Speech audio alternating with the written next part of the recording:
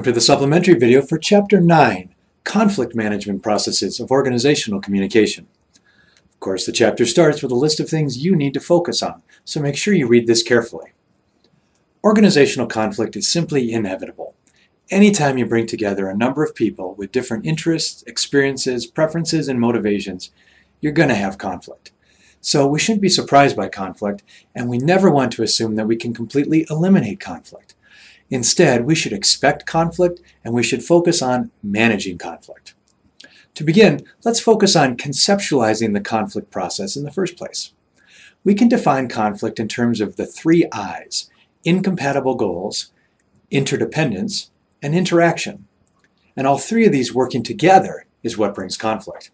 It wouldn't matter if you had incompatible goals with someone if your work was independent of theirs and you didn't have to interact with them. But that's not the case in organizations.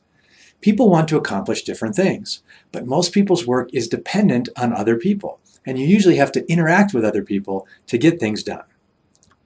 We can also talk about levels and phases of conflict.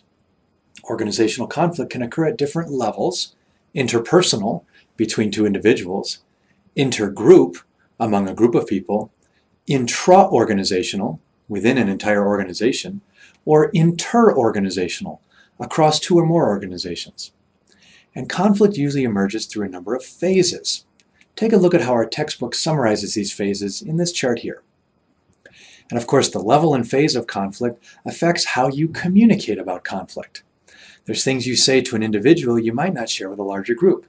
And there are things you should say at one stage of conflict that probably isn't appropriate for other stages.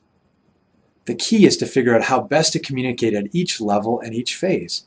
And usually that just takes a lot of practice because it is so contextual to each issue, each person, and each organization, especially in terms of organizational culture. Remember Chapter 4? And the norms and values of the organization. So how should we manage conflict? Of course, every conflict is different, but there are some basic principles we can identify that should influence how we approach any conflict situation. First, we can think of various styles of conflict management based on our concern for others in relation to our concern for self. Depending upon what the situation calls for and what you're trying to accomplish, you can approach a conflict from several different styles listed in this figure from our textbook. Although there are some important critiques of the styles approach you should read through. Next, we can consider bargaining or negotiating. This is usually a more formal activity with a fairly defined set of parameters for the negotiation situation.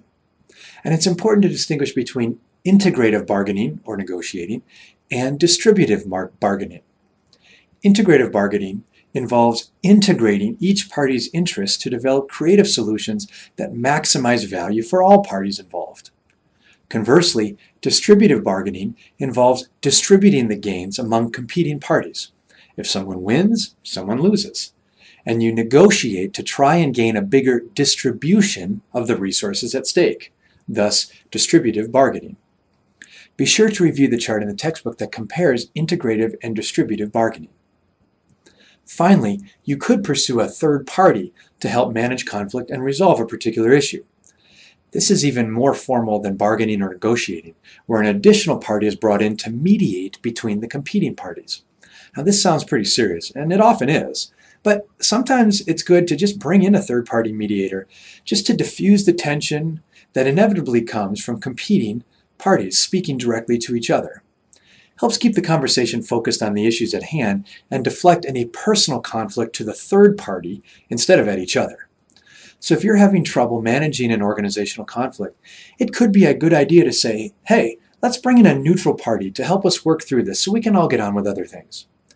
Many larger organizations even have formal positions specifically for this, called ombudsmen, or often human resources departments will offer a service like this. As we wrap up, make sure you review the various factors that influence the conflict management process, especially personal, relational, and cultural factors. And take some time to see how conflict management would be considered across the different approaches to organizational communication, as well as reading through the discussion questions to prompt your thinking for our discussion board this week. Next time in Chapter 10, we'll look at organizational change and leadership processes of organizational communication.